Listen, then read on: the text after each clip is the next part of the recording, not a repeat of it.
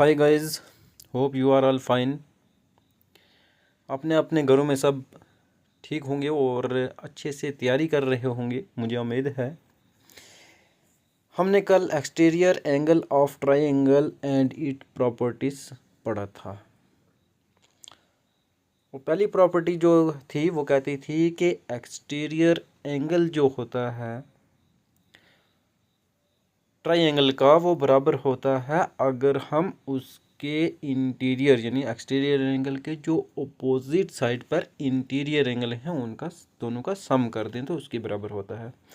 उसी का हम इस्तेमाल करेंगे 6.2 एक्सरसाइज के अंदर। तो क्वेश्चन नंबर 1 जो है वो कहता है find the value of the unknown exterior angle x, यानी कि आप ने वैल्यू निकालनी है x की और ये अननोन एक्सटीरियर एंगल है जिसके बारे में हम नहीं जानते। इन द फॉलोइंग डायग्राम, नीचे जो डायग्राम आपको दी गई है। अब ये जो डायग्राम दी गई है तो इसके अंदर वाले दो जो एंगल हैं वो दिया 50 डिग्री का और 70 डिग्री का, और बाहर का जो एंगल है वो 60x है, यानी x कब मालूम करना है। अब हमें जो प्रॉपर्टीज़ पढ़ी हैं उसमें हम ये बात जानते हैं कि एक एक्सटीरियर एंगल होता है ऑफ ए ट्रायंगल का, an exterior angle of a triangle is equal to, वो बराबर होता है to the sum of its interior opposite angles के।